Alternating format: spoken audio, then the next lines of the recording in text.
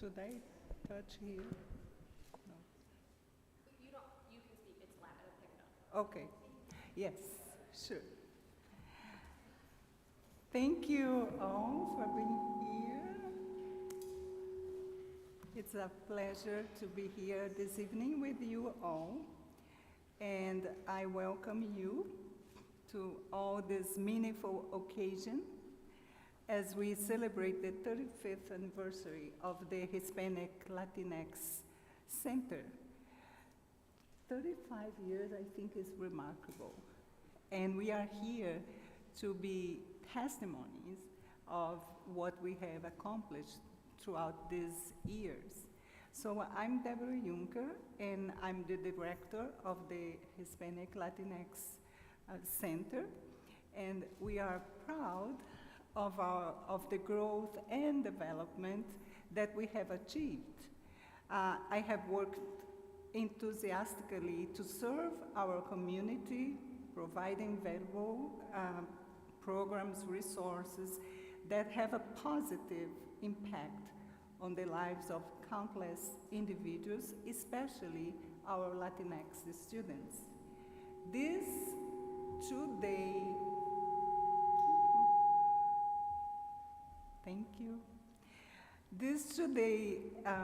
event is a testament to our commitment and dedication to the mission of our center, to the mission of Garrett-Evangelical Theological Seminary, and we are honored this time to have the support of the STED Center, and we are grateful for the skills and generosity of Dr. Kate Ott that I have the pleasure to be working this past month. We are delighted to have a distinguished guest speaker, Nancy Pineda Madrid, with us today, and who will be introduced later. Dr. Ott will do that. And we are honored to have you all among us, and we are confident that your message, Dr. Nancy, will be inspiring and also motivate us to think about what you will be sharing with us tonight. In addition to our guest speaker, I just want to do that we have a fantastic lineup of activities for tomorrow, so please come back. And those who are watching us now, please come and be with us in person tomorrow, because we have some discussions groups with leaders, faculty here, and also PhD candidates. She will be also leading one of the groups. And we will end with a lunch and a time of recognition of all people who have been part of the center. So now, without any further ado, I pass to Dr. Ott so she can introduce our guest speaker. Thank you. Thank you all. It's good to have you here. As noted, I am Dr. Kate Ott, the director of the STED Center for Ethics and Values here at Garrett. The mission of the STED Center is to promote teaching and research along a range of theological topics and moral issues.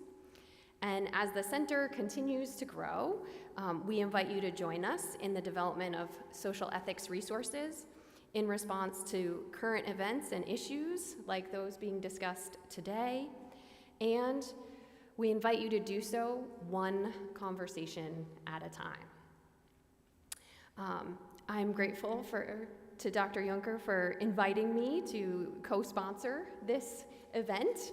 And also, in advance, I offer my thanks to my colleague, Dr. Nancy Pineda Madrid, for inspiring us with her theological wisdom, passion for transnational feminism, and urgent calls for justice.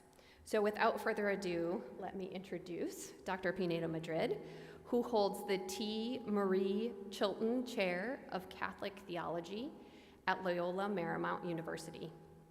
Previously, she taught at Boston College's School of Theology and Ministry from 2005 to 2019, She holds a PhD in systematic and philosophical theology from the Graduate Theological Union. She has published 2 monographs, Suffering and Salvation in Ciudad Juarez with Fortress Press, the first book to offer a theological interpretation of suffering and salvation in light of the tragic killing of women known as femicide, and her most recent book, Theologizing in an Insurgent Key, Violence, Women, Salvation with Paulus Press, develops further groundwork for a reinterpretation of salvation in the shadow of violence against women. Her current book project advances a theological interpretation of the religious symbolism of Our Lady of Guadalupe. She is co-editor of 2 additional volumes, Hope, Promise, Possibility, and Fulfillment, again with Paulus Press, and The Holy Spirit, Setting the World on Fire. She's vice president of the Catholic Theological Society of America, the largest professional society of Catholic theologians in the world, and she currently resides in Los Angeles, California, with her husband, Larry Gordon. Dr. Nancy Pineda-Madrid, we are so grateful to you tonight to be with us. Thank you.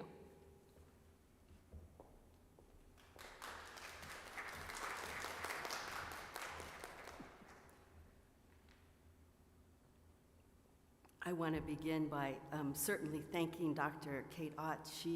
I've known her and followed her work for many, many years, so it's wonderful to be here. And also Dr. Deborah Junker, that you invited me, and I'm very grateful to you as well. I'm also friends with Dr. Nancy Bedford, who I know has taught here for many years. And so I'm mindful of all of the rich contributions here at Garrett. I want to offer my remarks tonight in memory of Dr. Rosemary Radford Ruther, who was on my dissertation committee many years ago, so I feel like I'm one of her daughters.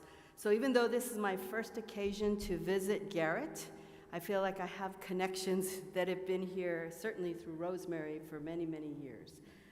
So thank you for having me here tonight. As you can see, I've titled my remarks, Social Salvation and the Need to Remember. The book, I was gonna let me go back to this slide.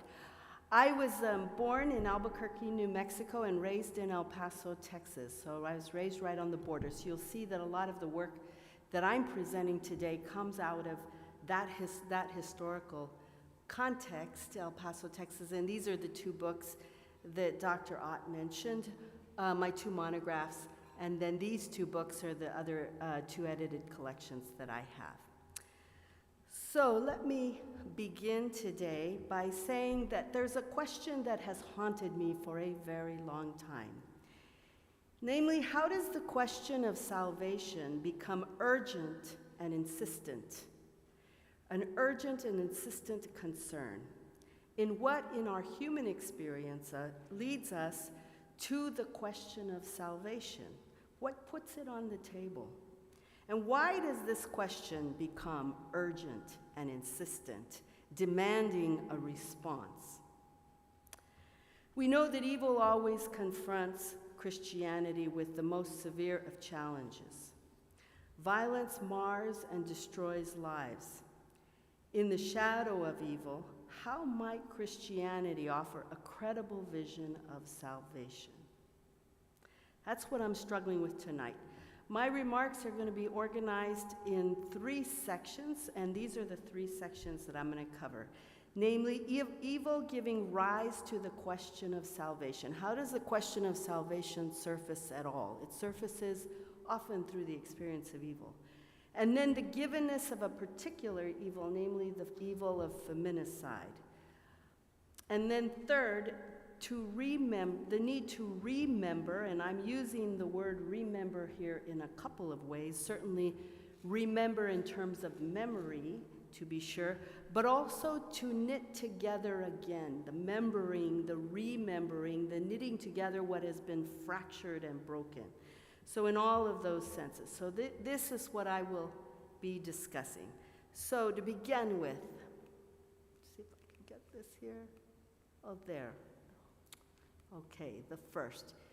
Evil giving rise to the question of salvation. What gives rise to the question of salvation? Eventually, all humans experience some form of suffering, brought on by ignorance, by sin, guilt, pain, death, among many others. These experiences of brokenness, of fragmentariness, these are a kind of dismembering, a breaking apart. When we suffer, we can become rather unsure at some level. We don't know quite as securely who we are, to whom we are connected, or where we belong. These negative experiences often give rise to feelings of confusion, disbelief, disillusionment, and even despair. As a result, we may question the meaning of life, the intractability of evil and its presence, the seeming inability to regularly choose what is good, the diminishment of human capacities in the face of serious illness or old age, and, most of all, the finality of death. These negative experiences limit situations. All of them are integral at some level to the human condition, and these generate a constant tension for us, a tension between the brute givenness of what is and the elemental desire, human desire to be. We want to live and flourish and be, right? Eventually in life, each of us finds ourselves confronting terrifying uncertainty and realizing that while life does bring goodness, and it does, yet evil and death, more often than not, remain close at hand. So much so that it's difficult to tell which will triumph in the end. Let me introduce the evil of feminicide with a story. A story of a family who suffered the loss of a daughter and a sister. This is the story of a 17-year-old woman named Maria Sagrario Gonzalez Flores. Sagradio's story is fairly typical of the victims of feminicide, especially in Ciudad Juarez. So this is a story based in Ciudad Juarez. In 1996, the Gonzalez family moved from the interior state of Durango, a state in Mexico, to the Ciudad Juarez area in search of a better life. By 1998, Sagradio, along with her father Jesus and her sister Mina, were employed at a maquiladora. You may recall that maquiladoras are factories that were built on the southern side of the U.S.-Mexican border, largely for U.S. corporations to take advantage of a lower wage scale in Mexico, and also to benefit from certain tax breaks that the United States government was offering. And this was particularly true following the signing of NAFTA, the North American Free Trade Agreement, which happened at the end of 1993, and the effects of that went into place in 1994. So that's where Sagradio worked. Managers at this plant had Sagradio change her shift to an early morning shift from an overnight shift. And that overnight shift was one she, her father, and her older sister had all shared. This meant that Sagradio would have to travel alone and leave home at 4 a.m. to make it to work on time. The poverty of the Gonzalezes forced them to live in an outer area of Juarez, in a one-room home, thrown together with tar paper and wood, a home without running water. And these homes often were called casas de cartón, literally cardboard boxes that were pieced together to create some kind of shelter. So they lived in a situation like this. On April the 16th of 1998, Sagradio's shift ended at 3 p.m. Yet 7 hours later, at 10 p.m., she had not returned home. Frantic, Jesus took his oldest daughter, Hermina, and the two of them went looking for Sagrario. They quickly figured out that she was not with her boyfriend, who at 10 p.m. was at the same maquiladora plant working his own shift. They went to the local jail in downtown Ciudad Juarez, seeking help from the Juarez police, asking them to commence a search for Sagrario. Jesus' request was met with a patronizing response, and the suggestion that Sagrario had probably run off with her boyfriend. The police made it clear that they would do nothing in the effort to find Sagrario, even though over the previous 5 years in Ciudad Juarez, there had been a rapidly growing list of missing young women who turned up tortured, raped, and dead. Having had no luck with Juarez Municipal Police, Jesus Gonzalez then sought from the district attorney's office and the state police, he sought help from these offices.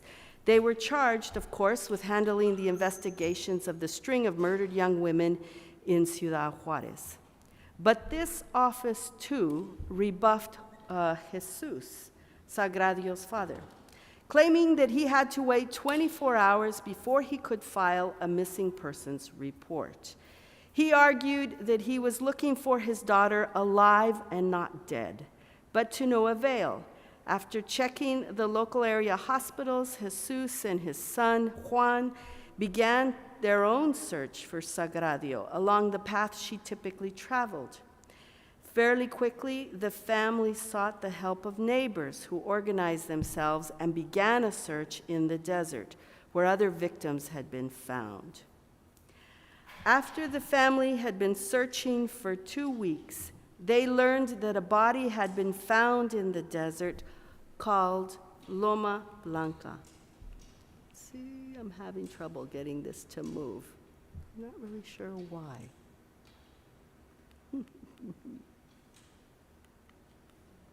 Okay, well, there it is. Okay. So they found a body in the desert area called Loma Blanco. Sagradio's mother, Paula, took her son, Juan, and went to the police station on May 1st to find that the young woman's body that was found was clothed in a company smock with the name Sagrario embroidered on it. The murdered girl was indeed Sagrario. She had been stabbed 5 times and strangled. Police thought that Sagrario had also likely been raped, but her body was too decomposed for them to make a definitive judgment. To add further torment to the Gonzalez family's anguish, the police claimed that Sagrario was murdered while living a doble vida, a double life, earning a second salary selling herself as a prostitute to Juarez men, a common false accusation of young women who were killed. The family found it unbelievable that investigators would make such a statement. Many Juarez residents had a growing suspicion that the police, both municipal and state, were either directly involved in the murders or, at the very least, orchestrating a cover-up for the guilty parties. The family buried Sagradio's remains in a simple desert cemetery. They could not afford a casket or the $150 required for a proper burial. They decorated the dirt mound of Sagradio's resting place with plastic flowers. Indeed, the evil, this experience of evil, the one known by Sagradio's family, is a cause of extreme suffering. It raises the urgent question, where is relief to be found? How might we find relief from the disillusionment, the despair, the cynicism, confusion, hopelessness, unimaginable horror, the distortion of life's values that we see everywhere? The presence of evil creates a soul-numbing vertigo. Where might we turn for some relief? Some way forward that is worthy of trust? Where is light to be found in a world burdened by the crushing, senseless suffering, the crushing weight of senseless suffering? How are we to understand the presence of evil and why it plagues human beings? Where and how are we to find relief?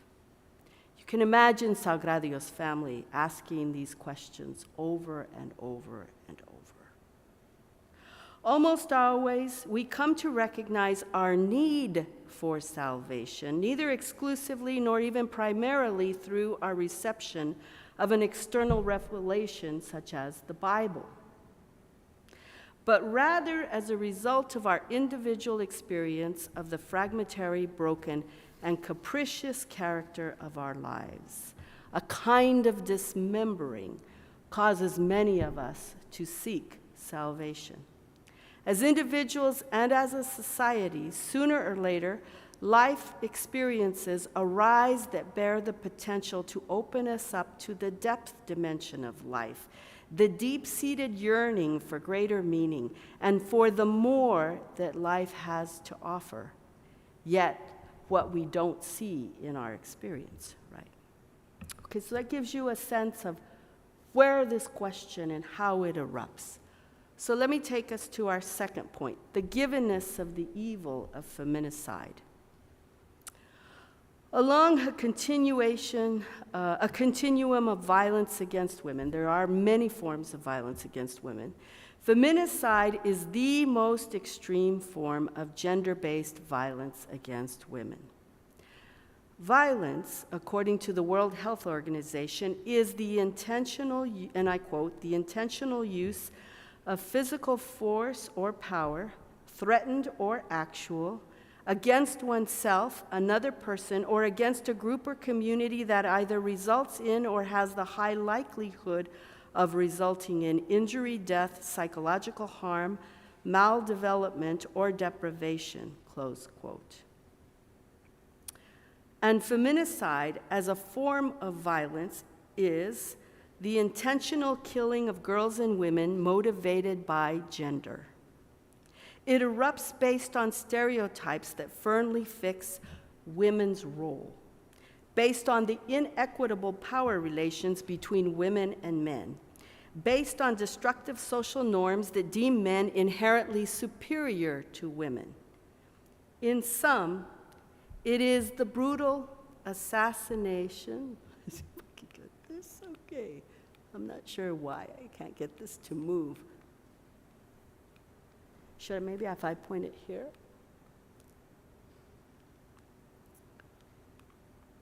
There, okay. It is the brutal assassination of women because they are women. Feminicide is distinguished by 3 additional distinct characteristics or elements. A large number of assassinations of women by men, so we're not talking about an occasional murder here or there. We're talking about hundreds, certainly, and at times thousands of murders. They're brutal and sexual in nature. There's a brutal sexual nature to these assassinations. Obviously, a lot of times the bodies of women who've been killed show a sexual mutilation on the bodies. And it's a system of impunity for the perpetrators. Frequently, perpetrators are not brought to account. It's part of what allows this kind of violence to continue in a very serious way. Again, as scholars have made clear, feminicide erupts and spreads on the basis of a tacitly assumed system of gender inequalities.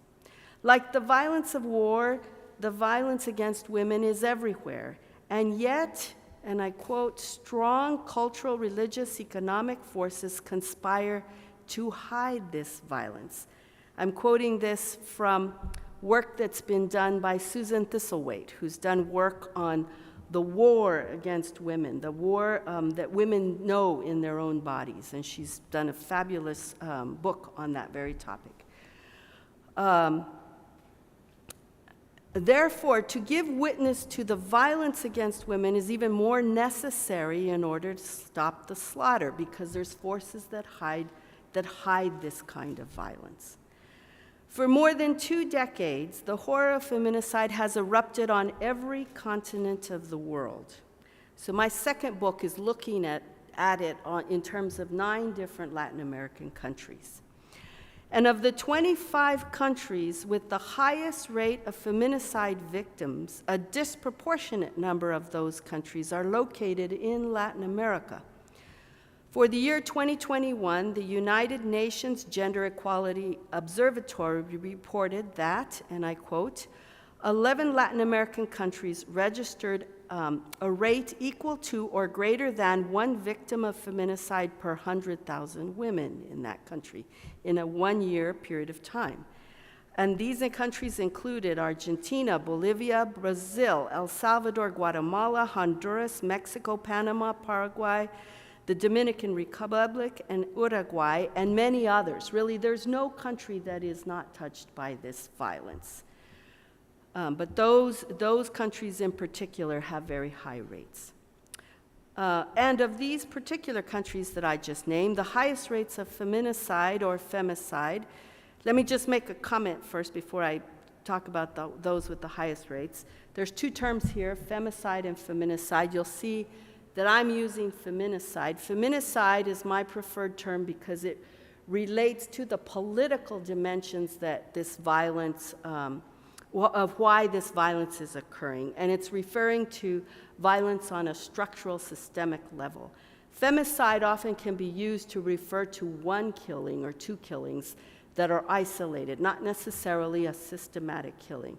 So I prefer feminicide because of the horror of this, not because of the horror, but because it's addressing the political and systemic structural reality of this kind of killing. Okay, so of these countries in Latin America, the highest rate of feminicide was registered in Honduras, with 4.6 cases per 100,000 women. The Dominican Republic was second with 2.7 cases, and El Salvador was third with 2.4 cases, each per 100,000 women. So there's a very, very serious problem in Latin America. In addition to Latin America, feminicide is on the rise in Africa. One could do a mapping of this evil in Africa. It's on the rise in Asia. It's on the rise in Europe, particularly in many parts of Eastern Europe, but not just Eastern Europe. I'm going to make a few comments about France and certainly Western Europe as well. It's on the rise in the Middle East, and it's on the rise here in the United States in North America. So this is a problem that is very serious and escalating. When I published my first book, which was in 2011, I thought that would be the height of this, and then we'd see it recede. And horrifically, I was very wrong. I could not have been more wrong about that perception. My facts about this are based on UN reports, the World Health Organization reports, and Amnesty International reports. So I mentioned that it's also present here in the United States. And I have not published on its presence in the United States yet, but I'm going to share some work that I'm doing that's new research on this, because one of the things that I think is too often claimed, that we have the perception that the U.S. is somehow more advanced and these kinds of things don't happen in this country. And I want to really challenge that kind of perception. So the United States also has feminicide present here, but it remains invisible. Small pockets of scholars, some activists, and a handful of communities are working to bring feminicide in the United States to our attention. But generally, the U.S. public remains unconscious of this form of gender-based violence. Such killings are, for the most part, perceived to be a problem in other countries, but not here in the United States. See if I can, okay, hey, bingo. Okay, yet there are many faces to the U.S. story of feminicide, mostly the faces of dark-skinned women. Sexual violence is on the rise for all U.S. women. But Indigenous and Native American women and girls experience rates of physical and sexual violence far greater than the rates for most groups of women in this country.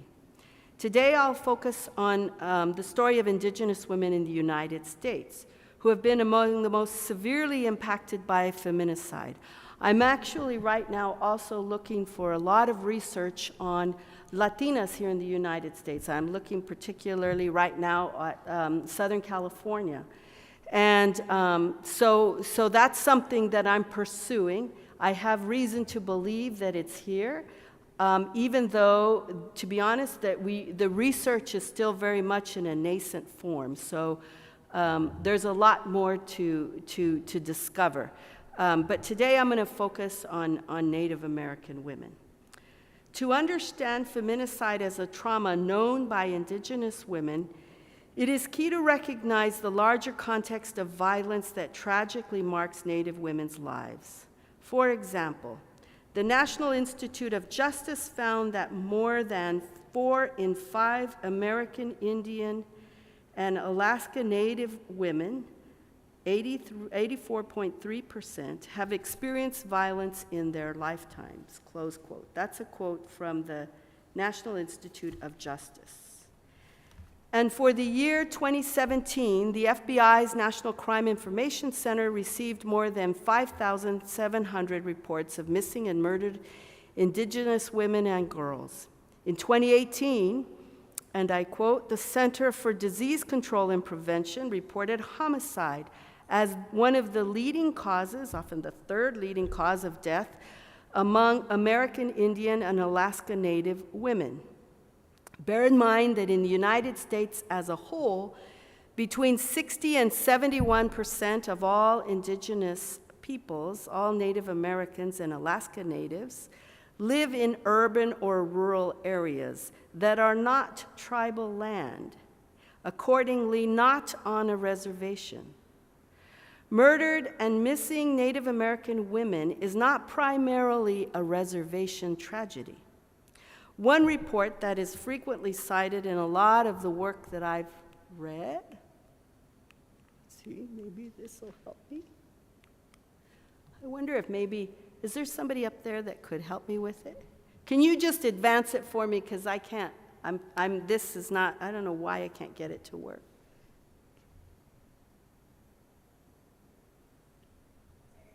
Okay, great. Okay, thank you. Bear in mind, okay, I talked about this not being a tragedy on the reservation. One report that's frequently cited is this one that you see up here. Missing and Murdered Indigenous Women and Girls, a snapshot of data from 71 urban cities in the United States. It was written by Anita Lachesi from Southern Cheyenne, and a University of Arizona doctoral student, and Abigail Echo Hawk, who is a Pawnee indigenous woman. It was published by the Urban Indian Health Institute, a division of the Seattle Indian Health Board, published in October of 2018. And while this report acknowledges that over 5,700 reports of missing and murdered indigenous women and girls, it also notes that, and I quote, the U.S. Department of Justice missing persons database has only reported 116 cases. So we have a huge discrepancy, 5,700, more than 5,700, and 116 cases, okay? Many of the murders are committed by non-Native, many of these murders, not all, but many are committed by non-Native people on Native-owned land. The lack of communication, though, about these and the lack of records that we have, combined with jurisdictional issues between state, local, federal, and tribal law enforcement, make it nearly impossible to begin the investigative process. That is a statement taken from this report. So what does that do? It creates a kind of vacuum of, a vacuum of authority, and it creates a reality where impunity can rise, right? I mean, when you have numbers that kind of disparity, then murder can be committed, and it goes unrecorded, and there is no reality of a justice for those who are victims. Reliable demographic information is difficult to come by at this time. Yet I'm pursuing this because of the proliferation of isolated reports and a proliferation of websites for indigenous families dealing with this trauma. I want to conclude what I'm sharing with you today with a brief snapshot of 3 states here in the United States.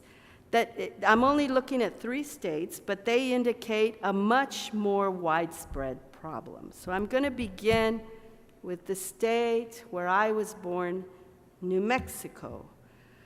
Well, the state of New Mexico has the 5th largest indigenous population of any state in the United States. In 2016, the state of New Mexico had the greatest number of cases of missing and murdered indigenous women and girls of any state in the United States. Of all cities in the United States, Albuquerque, New Mexico, in 2016 had the horrific distinction of being the city with the 2nd highest number of missing and murdered indigenous women and girls in our country. The city with the highest number was Seattle, Washington. And Gallup, New Mexico was the city with the 6th highest number of all U.S. cities. So the 2 cities and beyond contribute to New Mexico having the worst number statewide of women that are missing and murdered. The median age of women on this list is 29 years of age. In December of 2020, the Indian Affairs Department of the state of New Mexico reported on the rate at which Native American women are killed in the state. And I quote, Native American women in New Mexico experienced a rate of 6.1 per 100,000 women. 6.1 in the state of New Mexico. Remember, Honduras has the highest rate in Latin America, 4.6. So at a rate higher than the country of Honduras. Compared to Hispanics in New Mexico of 3.9 per 100,000 and whites at 2.5 per 100,000, close quote. So that's the first state. Second state, Alaska. Some of you maybe have seen, there's a new show out, I haven't had a chance to see it yet, called Alaska Daily, which is a story of a woman reporter, played by Hilary Swank, who's trying to investigate the murders of indigenous women in the state of Alaska. Alaska's indigenous people are 19% of the state's population. Anchorage was listed as having the 3rd highest number of missing and murdered indigenous women and girls. And Alaska ranks 4th in the nation for the highest number of cases of murdered and missing women and girls. On the ground in Alaska, there is a great deal of anecdotal evidence of a significant problem that is far underreported and not investigated. And so there again, it lays bare the possibility of impunity, right, for perpetrators. Not investigated or researched. What research does uncover is stories upon stories upon stories of missing and murdered indigenous women in Alaska. The physical environment and vastness of Alaska is such that there are isolated villages where there are no roads in or out. That's very commonplace in the state of Alaska. This has been one of the largest factors at play in the murder, rape, and missing status of Alaska's Native women. The sheer size of Alaska makes reliable data virtually impossible. Again, impunity. Now, a lot of folks on the ground are talking in these states about this as a feminicide. And so I'm pointing out where I see the characteristics of that, namely why impunity is a possibility in these examples. So my 3rd and final state, Minnesota, much closer to us here in Illinois, right? I don't have a report for Illinois, but I imagine that if I did, it might look something similar to the state of Minnesota. Minnesota, similar to the states of New Mexico and Alaska, the state of Minnesota also has a missing and murdered indigenous women's task force, which submitted a public report. It was actually a very fine and detailed report in December of 2020. This report states, and I quote, Although American Indian women and girls make up just 1% of the state's population, state of Minnesota, between 2010 and 2018, 8% of all murdered women and girls in Minnesota were American Indian, close quote. This means that an indigenous woman is 7 times more likely to be murdered than a white woman in the state of Minnesota. The report goes on to make clear that indigenous communities in the United States have known this trauma for centuries, a trauma with root causes that include colonialism, historical trauma, racism, sexual objectification of indigenous women and girls. So the whole process of colonialization, I think, is a really important one for us to look at.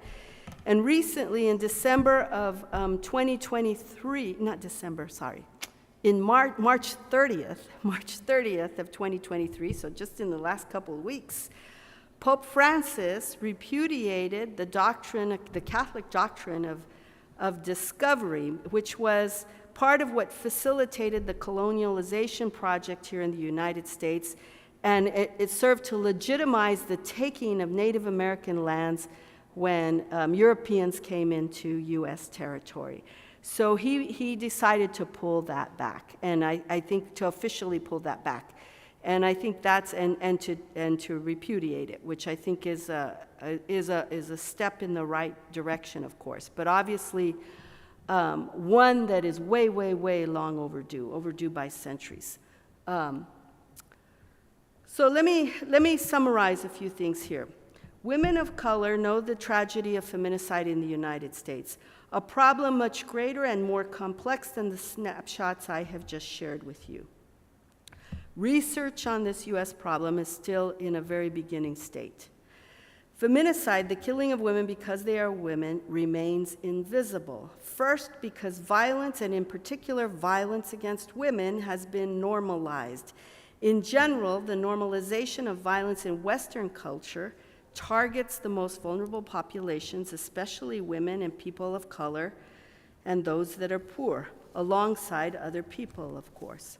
To sustain their power, the economic and political elites can deploy their resources, and often do, to project and protect an image of their superiority. This image of superiority of the elites serves as a mechanism they use to repress any suspected threat against their authority and power. Thus, violence becomes normalized. That is, made to appear not only necessary, of sorts, and tragic, certainly, but rather unavoidable. The exercise of violence or the threat of violence is made to appear acceptable through a number of cultural mechanisms, among them religious narratives and symbols, and certainly the Catholic Church is very guilty of this with regard to what I was saying about colonization.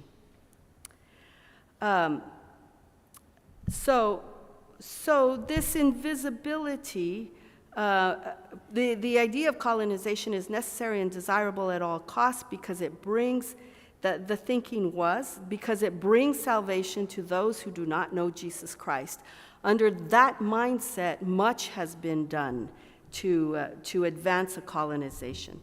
Such rhetoric often keeps the images of the elites as superior at the fore. Second, feminicide remains invisible due to the widespread erroneous assumption that in terms of the law, women in the United States enjoy full equal rights. This is not the case. The U.S. is one of 28 countries out of 194 globally that does not, it's a country that does not explicitly guarantee equality of the sexes. Indeed, when it comes to violence against women, 13 states do not even have definitions or penalties for domestic violence in their criminal code. Journalist Rose Hackman illustrates the invisibility of feminicide in the United States through a telling comparison between the United States and France. While in France, the word feminicide is now used as a way of describing the epidemic of women killed by men in intimate settings, the term is barely understood outside of niche circles in the United States. This in spite of the fact that there are 10 times more women killed in this way in the United States than in France. When one looks at the numbers and adjusting for population size, the problem is twice as bad in the United States as it is in France. That was an extended quote of hers. The invisibility of feminicide in the United States suggests the presence of a scotosis, a blind spot, that serves the interests of a particular group. Scotosis concerns the way in which group interests function to limit intelligence and circumscribe a possible range of sight. It's a kind of blind spot that we all know when we drive, a blind spot, places where we don't see the car next to us, right? Women and girls have suffered feminicide because they stand in that blind spot. What's needed here is a conversion such that we must stand alongside women and girls who know this evil. The need to remember and social salvation. This is my last section. I've got about 5-6 more minutes. Okay, is that okay? Okay, what does standing alongside these women and girls mean? What enables us to see in the bodies of the victims of feminicide the broken body of Christ? This evil stands as an example of the bodily crucifixion of women as women. Women killed by feminicide are a crucified people. As Ignacio Ellacuría teaches, and I quote, "What is meant by a crucified people? What is meant is that this is a collective body, which is a majority of humankind." Let me back up.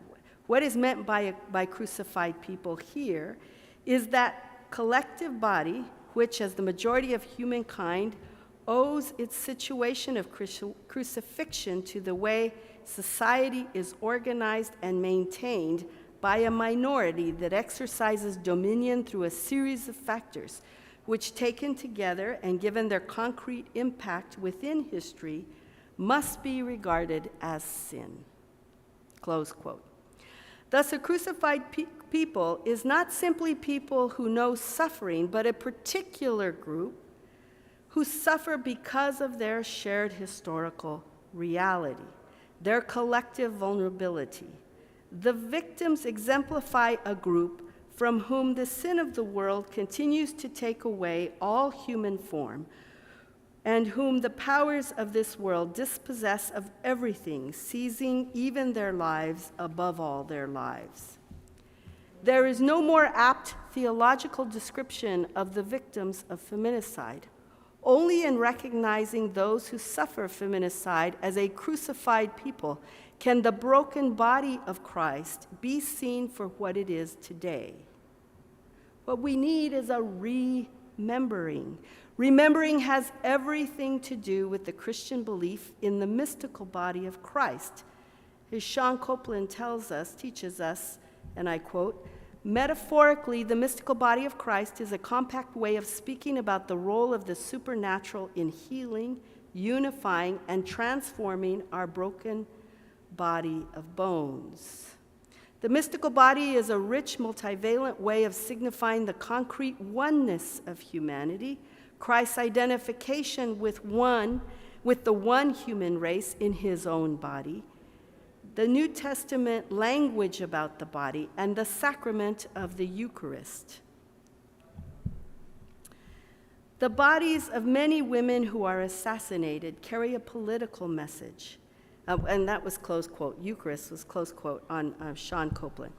The bodies of many women who are assassinated carry a political message, namely that they are too insignificant to be seen by the state, their bodies dumped like garbage outside the city limits, referred to by some as the residue of an absent state.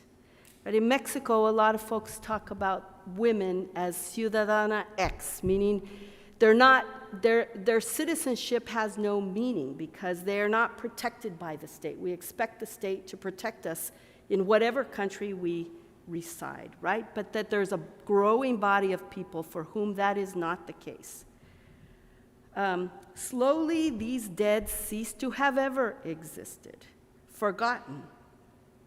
We have to ask ourselves, we the disciples of Christ, are they too the residue of an absent church?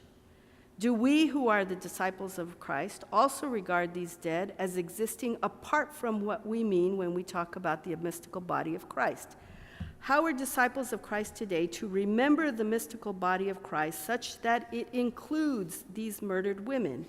How are we to remember the mystical body of Christ such that it is transformed by those who have suffered feminicide?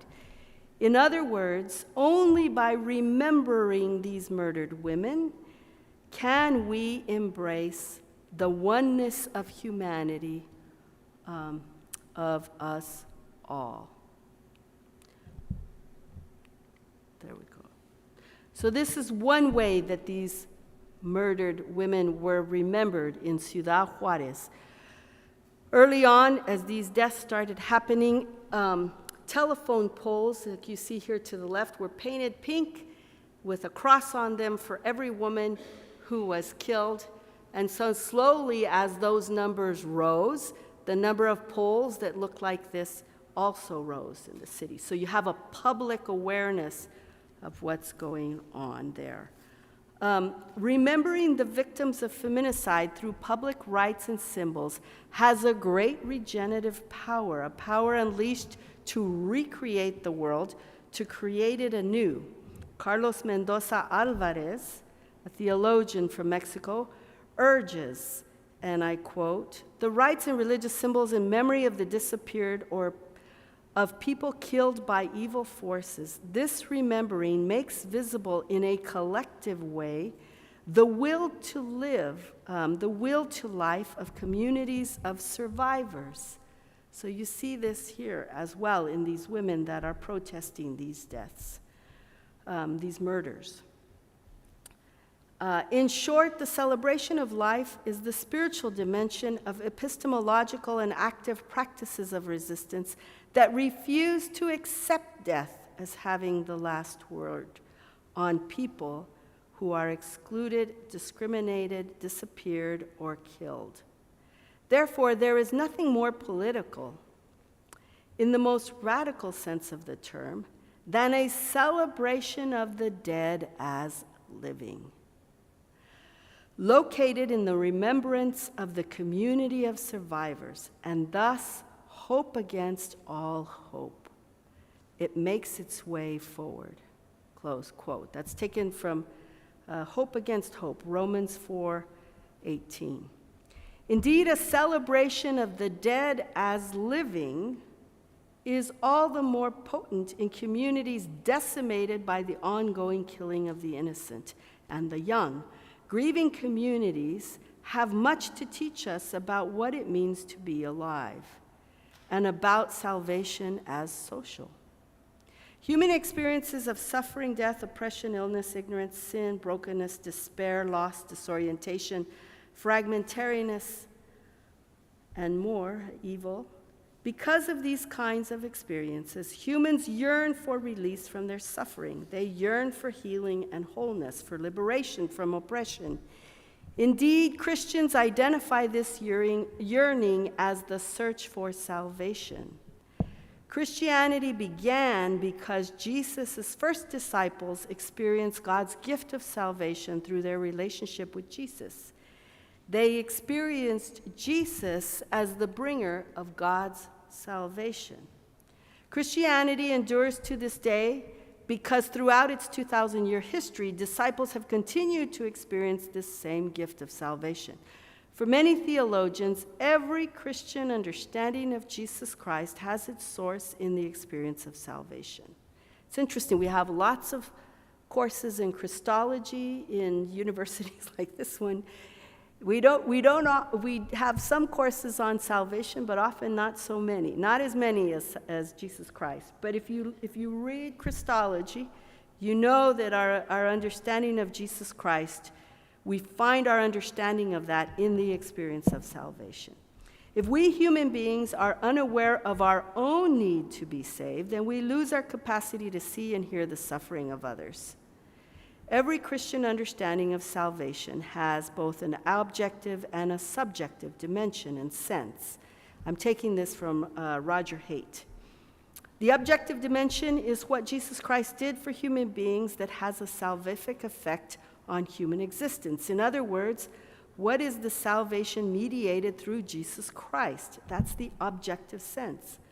A full understanding of salvation must include the subjective dimension, that is, the appropriation of the salvific effect by human beings. To consider salvation in the shadow of feminicide requires particular attention to the ways the survivors of feminicide, family members of the victims, have responded to God's saving presence, mediated by Jesus Christ through the power of the Holy Spirit in the here and now. They have subverted this violence, many of them. They've sought to subvert it. Given that feminicide is a social evil and a social sin, what is required in an understanding of salvation unequivocally is one that's unequivocally attentive to the social character of salvation. Human beings' appropriation of salvation must not be reduced to isolated individual human actions alone, but must take account of the collective social actions, what we do together, the evolving social structures and systems. These two are part of the subjective dimension of salvation. Hope and social salvation break into our present through the actions of the survivors who work to subvert the evil of feminicide. And there's lots of practices of working to subvert it, which these images attempt to capture. So I will stop there. Thank you very much. Thanks for your patience with this.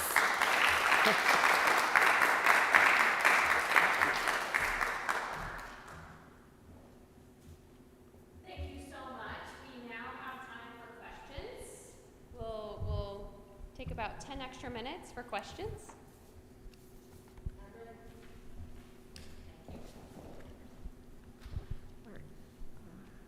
One second, mask. Thank you so much, Dr. Piñera Madrid. My name is Paola Marquez. I'm in the first year of the PhD program. So I have to say that I've been a big fan of your work, very important for my gender violence class when I was doing my master's. And one of the things that I really appreciated was the naming of colonialization as this moment of like making this connection, right? And so one of the things that I wanted to name was how like ideas of caste and race are very much connected to the idea of gender, and how gender is imposed as a technology through categories of caste and race. And so I think that especially to think about Latin America, it is important to think about how Iberian idealization of race purity, of mestizaje, and how categories of race are implemented are helpful to understand also how gender is structured. And I was thinking specifically to I don't know if you are aware, but Chile chose a very progressive government recently, and they had a plebiscite. So people could choose a new constitution that included indigenous people, women's rights, LGBT people, and the response from the majority of the country was no. So it was very interesting to see how that it's not only the elites, but there's a popular pueblo citizenship, anti-women, anti-LGBT, anti-ethnic minorities. And so I do think that this idea of colonialism can help us like continue to think how individually we continue to reinstate racial categories and gender oppressive structures. But I don't know, it's really not a question, more of a comment, but the things that you made me think about. Thank you. Yeah, thank you. No, I think that's really excellent. I appreciate that very much. I agree very much, and I need to take also the racial lens and the caste lens. There's no question that that's operative here in a very significant way. So thank you. Thanks for that comment. Hello, thank you so much for your words. My name is Adriana Rivera, and I'm a second-year doctoral student in the Christian Education Department. And I was wondering if you could speak a little bit more about the role of public art as a form of resistance to this specific issue, thinking about the pink crosses, and I believe there's a larger piece installed at the border, or was at one point, in relation to this issue.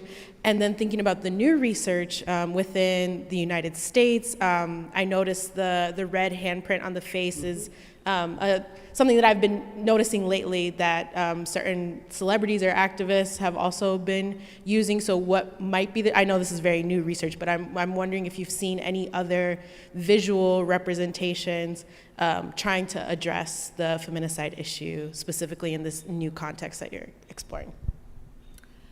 Yeah, to your last question, the red hand on the face, there's a lot of that, and it is the symbol that Native American communities are using, and so you see that, it's very, very common as a way to protest and to resist, and there's marches going on in different cities as well in terms of protesting against this kind of violence. So yes, I see that. I think the artwork is very important. Part of what it does, certainly call attention in public, and I think the public character of the artwork is extremely important. That large cross that you're talking about in Juarez is right on the border, so anybody crossing back and forth there's 4 bridges connecting El Paso and Juarez. The one that crosses at downtown, it's right sitting on the Juarez side of that crossing, and part of what happens too is that folks have erected that cross, and then others come in. The government doesn't want it there because they think that it damages business in Juarez, that people won't come across, so they'll take it down, and then women re-erect it within a day, and that kind of pattern has happened repeatedly. There's been a huge park with all kinds of a park that is to recognize the victims of this kind of violence and to keep alive the memory of that. But the city has put a huge wall, a very tall wall around it, so it can't be seen it's on a busy corner in Ciudad Juarez, but there's these tall walls that circle the park so that you can't see what's inside of it. So there's all kinds of points of tension about not making this visible in public. There's also a lot of other art. One piece of art by a woman named Laura Molina, which I think is really interesting. We all probably know the image of the Pietà done by Leonardo da Vinci that's in Rome. Well, she took that and reinterpreted it, and she put Guadalupe in the place of the mother Mary, Jesus' mother Mary, and then in place of Jesus, she put a woman who is the victim of feminicide, and she wrote on the bottom of it, "Stop the killing." So this was a huge poster that was, again, to protest. So there's lots of different,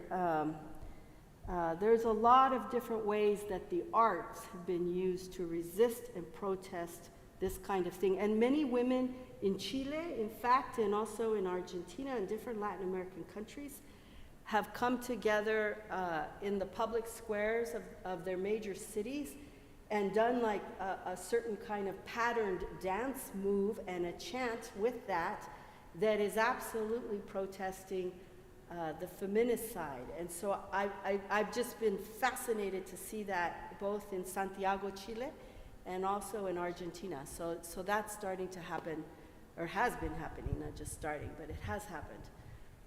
So yeah, I think that would be really, I've done bits and pieces on it, but that's a very interesting question about the artwork. Oh, sorry, I talked too long.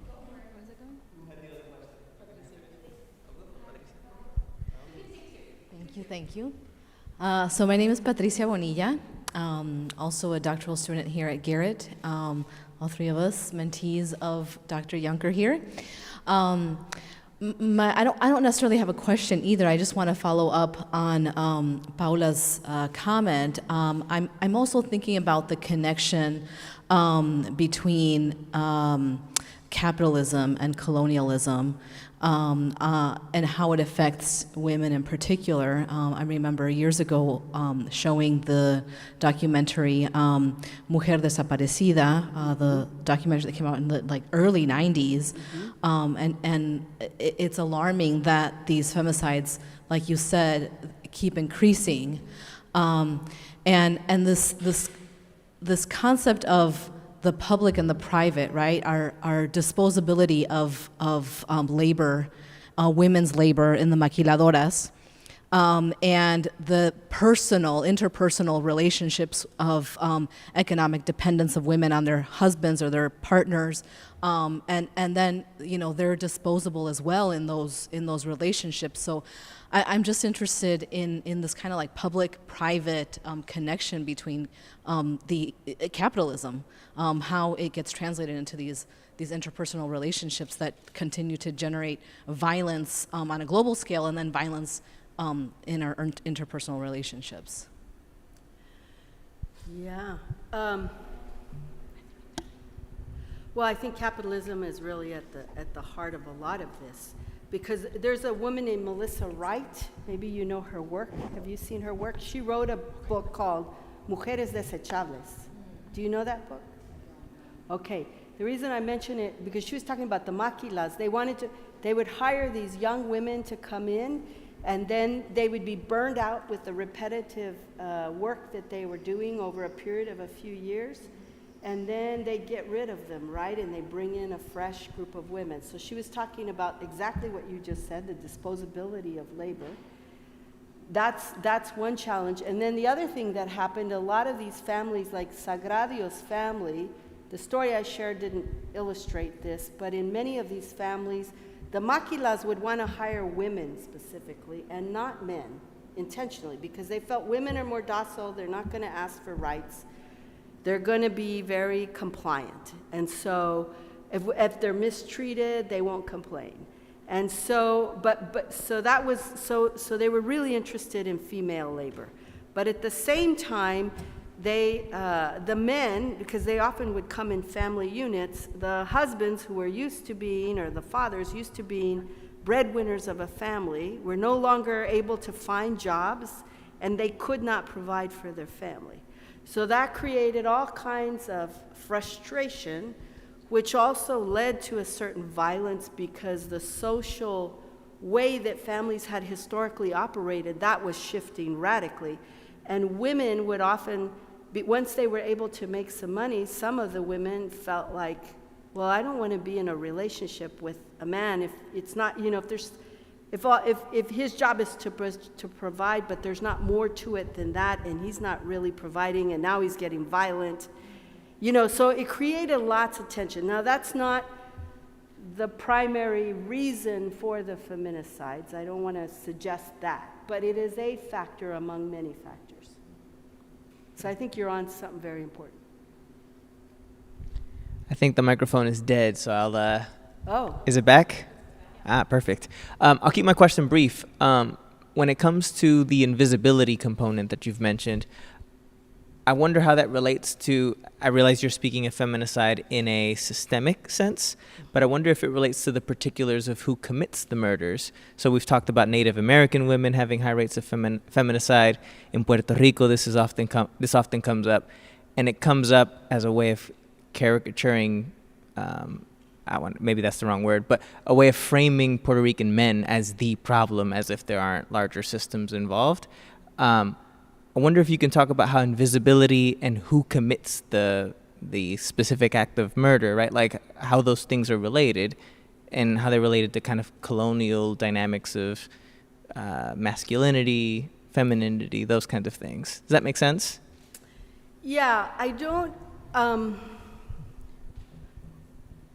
in terms of the colonialism, I have not studied, to be honest, I have not studied Puerto Rico. I know there's an issue in Puerto Rico, I realize that. Yeah, but big one. It's not something that I can comment on specifically, what's going on in Puerto Rico. I do believe that, in the United States, part of what launched a lot of this is economic pressure in general, that people's bodies become very much, well, what we were just talking about, disposable. And in terms of men and the structuring of masculinity, certainly there is a shifting of dynamics in terms of what I just was mentioning. And perhaps what we really need is to pursue the question you just raised about the study of masculinities and what's going on in terms of masculinities here. I think that's a vital question. I don't really have much I can offer on that, but I would echo that it's a very, very important question for us to go after. I think the perpetrators have often been, at least in the beginning in Juarez, were criminal elements that came in, often related to the cartels, you know, because once NAFTA passed, then the border got very porous for goods, and cartels came in because they thought, oh, we can pass drugs here, and it's cheaper than bringing them from further south. We'll just manufacture them on the border, and get them across the way that all these manufactured goods are coming across. So it created a criminal element. There's a lot of money then flushing into the border, and that just kind of exacerbated what happened all along the U.S.-Mexico border. I don't know to the degree that helps with what you're saying, but I think it's part of the origins of this. Okay. Okay. Thank you. Okay.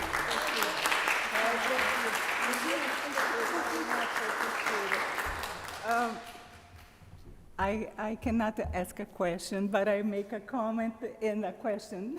Okay. I think you started this conversation stating how political, how this subject is related to a political standpoint. And I think tonight we are making a political stand, because we are here hearing and put up front this subject so important, so necessary for us to discuss and to develop and to create a consciousness about the importance of this. So I'm so glad for that and for this space to be able to offer that opportunity. Another thing that I just want to, and this is not, of course, a question, because I think it's related to every point and every question that they made here tonight, because there is a political discourse that reinforces everything that is going on, and how we need to take into consideration how the political discourse in every country, and especially in Latin America, has been the channel through which this is happening, because reinforces so much problems, and so I think this is a very important subject for us to take into consideration. And we'll hear more tomorrow. So that's not, if you have questions, if you have some insights, come tomorrow, because tomorrow we'll be able to continue this important conversation. And I just want to, first of all, to thank you all for being here, and those who are watching us. Thank you for the guests. Thank you for our dean. Mayan Tran is with us. Thank you for your presence, and thank you for the guests that came from outside. And thank you, former dean, Luis Rivera, who is also with us here. Tomorrow, as I said, we have 3 groups, and we will be arriving, if you can come earlier, 8:30, we will have some snacks, some light breakfast out there. We will be meeting in room 205, and we'll have some instructions there. But, from there, we go to the small groups, and we'll have the small groups, and I will read.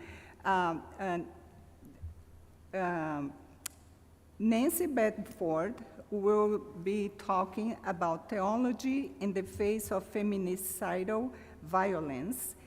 Brood Reyes, who is here with us. He will be talking about social salvation for neurodivergent Latinx. And Patricia Bonilla, who is also with us, whose children are they? Listening to the voice and stories of Latinx youth. And Dr.